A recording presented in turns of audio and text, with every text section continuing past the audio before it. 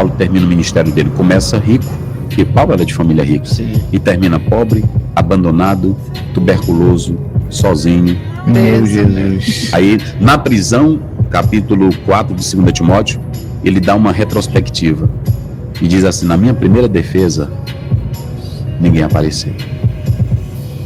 Paulo foi abandonado por grandes companheiros do ministério. Paulo foi abandonado pela igreja. Na minha primeira defesa, ninguém apareceu. Se hoje Paulo fosse vivo, tem estatísticas, tantos pastores se suicidando nos Estados Unidos, tantos pastores se matando, mas você sabe o que é? Decepção não com o chamado, decepção com o próprio ministério que ele achava que ia dar o estilo de vida que ele queria. Porque eu tenho que saber que eu fui chamado para esse ministério, e nesse ministério eu não vou ter glória. Nesse ministério eu não vou ter status. Nesse ministério eu não vou ter nome. Vocês sabem qual é o maior problema? É que quando alguém entra para um ministério pensando que aqui é lugar para ser feliz. Muitos entram pensando que ministério é um lugar para se fazer. Esse era um pastor para ser um pastor mais decepcionado e triste no mundo. Meu Deus. Lógico, não é isso? Hoje tem pastor que se um membro, aí ele pergunta, se um membro criticar ele adoece. Ele não aceita crítica, ele não aceita opinião numa reunião. Eu estou errado?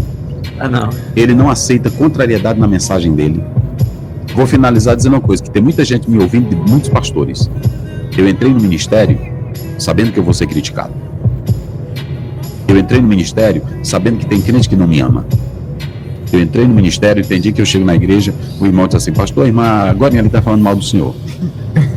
Aí eu passo por ela: Pode ser, minha santa, como é que está? Tá bem? Porque ela não é o meu chamado. Meu Deus. Ela não é o meu chamado, vocês entenderam? Então, se o irmão, ele pegar na internet, eu vejo aí na internet, eu não concordo com o pastor, eu não estou me importando se ele concorda. Paulo diz em Romanos 14, tenha tudo bem definido. Eu estou sabendo que eu estou pregando a palavra de Deus. Eu não estou pregando ideias minhas. Sabe qual é o maior problema? Quando eu vou para o púlpito com ideias, quando eu vou com Bíblia, eu não peço perdão. Paulo tinha decepção? Não. Paulo tinha frustração? Não. Paulo tinha lágrimas, Paulo tinha medo, Paulo tinha temores, mas ele disse assim, olhando para trás: eu combati o bom Combate. Acabei a carreira, Guardei a fé. Agora o que me aguarda? Ele nunca aguardou nada daqui. Meu Deus. Sabe qual é o maior problema, pastor Felipe? É quando eu aguardo um crente me parabenizar.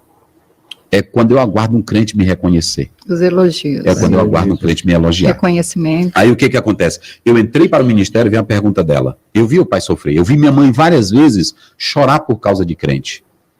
Falando mal dela, falando de tudo. E eu passava, às vezes, eu ia para o banheiro, eu passava 3 horas, eu escutava meu pai orar. Eu escutava meu pai orar. Aquilo ali começou a me marcar. Então eu tive desejo. Eu quando fui para o ministério, na época, não tinha ainda esse glamour que tem hoje. Não tinha nada disso. Inclusive, quando eu fui, era numa época, não vou citar o nome aqui dessa igreja, que é a terceira maior hoje do Brasil, mas quando eu fui, era a igreja que estava mais sendo ridicularizada, e quando eu passava na rua de gravata, que eu sou de gravata, aí o pessoal dizia: um pastor vagabundo, pastor sem vergonha. E eles diziam, por causa desses escândalos. Nada disso tirou a glória de ser pastor.